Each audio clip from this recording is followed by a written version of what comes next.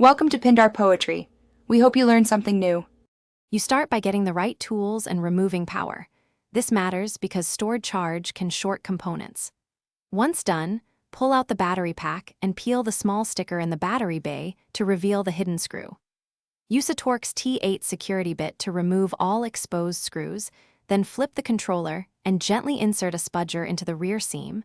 Pry evenly around the edge so the plastic tabs release without cracking. Once the rear shell is off, work methodically so nothing gets lost.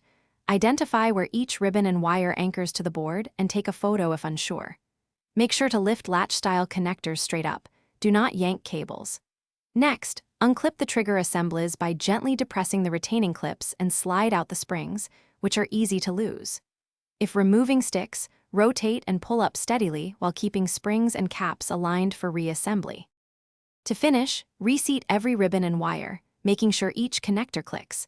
Correct seating prevents intermittent failures. Then align the front and rear shells and press around the perimeter until all clips snap back into place, followed by reinstalling screws and the battery cover sticker. After reinstalling batteries, power up and pair the controller. If a button or trigger acts stuck, reopen and inspect for misaligned springs or a pinched cable. That single check solves most post-reassembly problems. Thanks for watching. Consider subscribing if we helped you.